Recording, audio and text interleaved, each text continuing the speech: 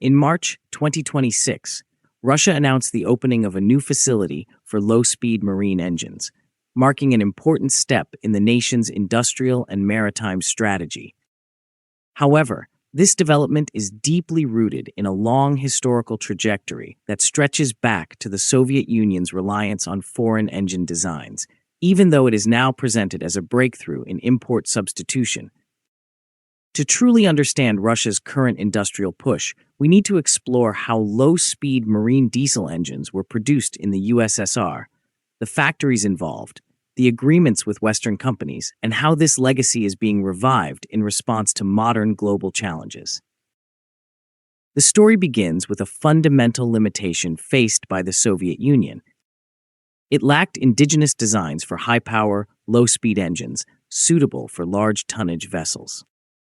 These engines, typically operating between 60 and 120 revolutions per minute, are essential for efficiently driving the propellers of tankers, bulk carriers, and large cargo ships across long distances. To overcome this gap, the Soviet Union turned to Western technology, with particular emphasis on Danish engineering.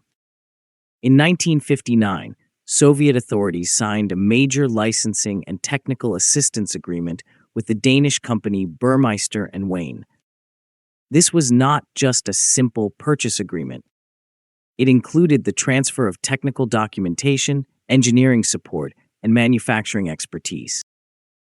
Through this agreement, the Soviet Union gained access to advanced two-stroke crosshead diesel engine designs that were already widely used in global shipping. These engines formed the backbone of maritime propulsion worldwide, and acquiring them was critical for expanding the Soviet merchant fleet. As a result, many marine engines later built in the Soviet Union were based on these foreign designs, even though they were manufactured domestically. As Altitude Addicts explains in its deep dives, this was not true independence, but rather a strategic shortcut to industrial capability. And that distinction would shape the entire future of Soviet and Russian marine engineering.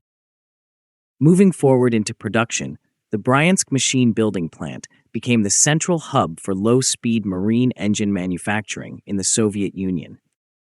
Established before the end of the Soviet era and later integrated into state industrial planning, Bryansk evolved into the primary site for producing large marine diesel engines under Danish license. At this facility, multiple variants of Burmeister Wain type engines were produced, with cylinder bores ranging from approximately 500 millimeters to over 700 millimeters. These engines powered cargo ships, tankers, and other large vessels. While production volumes did not match Western levels, Bryansk represented the Soviet Union's core capability in this critical sector. Despite localized manufacturing, the dependence on foreign design principles remained strong. These engines were not fully indigenous, and this limited the Soviet Union's ability to innovate independently in large-scale marine propulsion systems. At the same time, other Soviet factories contributed to a broader diesel engine ecosystem, each focusing on different segments. For example, Ruski Diesel in Leningrad produced smaller engines used in coastal ships, tugboats, and fishing vessels. Though not suited for large ocean-going ships, these engines were vital for domestic maritime operations. The Ural Diesel Engine Plant, established during World War II as part of industrial relocation efforts, became another key center. While primarily focused on military and industrial engines, it played a major role in supporting the broader diesel production network. In the naval sector, the Soviet Union developed unique high-power engines such as the Zvezda M503. This complex radial multi-cylinder engine powered fast attack vessels. However, its specialized design made it unsuitable for large commercial ships. Another important aspect of Soviet shipbuilding was the use of diesel-electric propulsion systems. In these systems, diesel engines generate electricity, which then powers electric motors connected to the propeller shafts. This configuration is especially useful in specialized vessels like icebreakers, where flexibility and control are critical. Yet even with such innovations, reliance on foreign suppliers continued, particularly for high-power engines used in large and technologically advanced ships. This ongoing dependence highlighted the difficulty of achieving full technological independence in marine propulsion. The licensing agreement with Burmeister and Wain was a strategic move that allowed rapid industrial growth. It enabled domestic production without starting from scratch.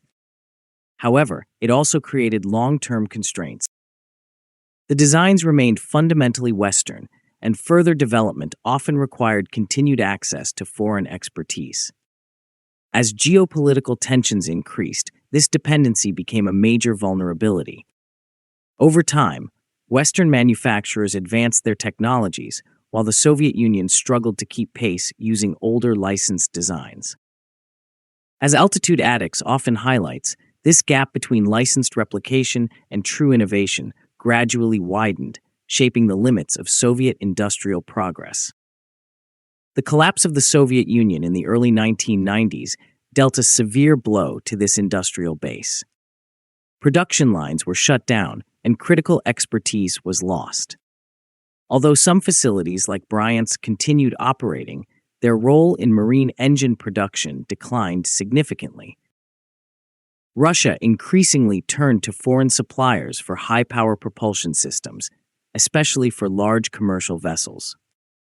This shift reduced self-sufficiency and created strategic vulnerabilities, particularly in the context of global trade changes and sanctions.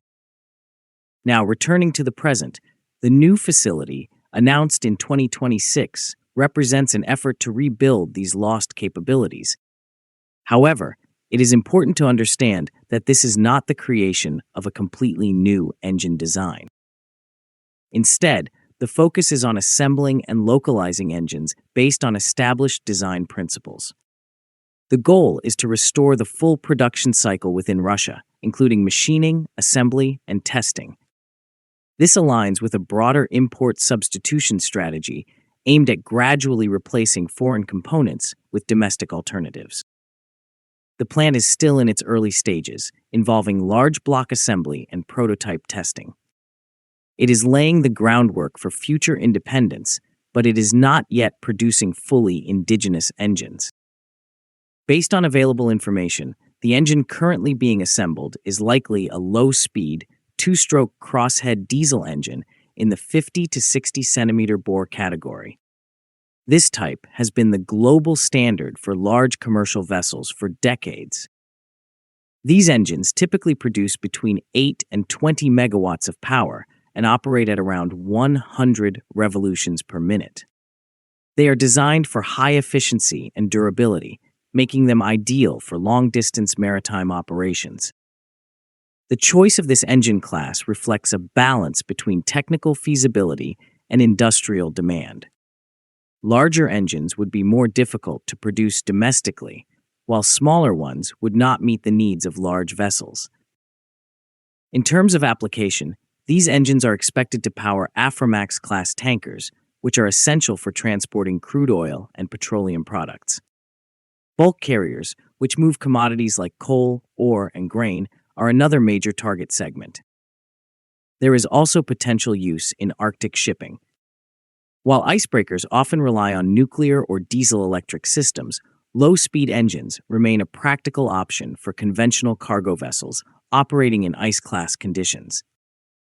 Looking ahead, Russia is also working on developing a fully indigenous low-speed marine engine. This next-generation system is expected to incorporate modern technologies such as dual-fuel capability, allowing operation on both heavy fuel oil and liquefied natural gas. This reflects a global shift toward cleaner and more flexible energy solutions in shipping. However, full-scale production of such engines is still several years away, as the project remains in development. As Altitude Addicts puts it, what we are witnessing today is not the final destination, but a transitional phase in a much larger industrial transformation. In summary, the revival of low-speed marine engine production in Russia is not a sudden breakthrough, but rather a continuation of a long historical journey. The foundations were laid during the Soviet era through licensing agreements with Western companies, particularly Burmeister and Wain. Today's efforts aim to rebuild and modernize those capabilities in response to new strategic challenges. By increasing localization and restoring production capacity, Russia seeks to strengthen its industrial base and reduce reliance on foreign technology. At the same time, the development of a fully indigenous engine remains a future goal rather than a present reality. The current phase serves as a bridge between past dependence and future independence, ensuring that Russia can meet its maritime needs in an increasingly complex global environment. If you liked the video, please subscribe, share, and like. Also, please take the membership of the channel to encourage us.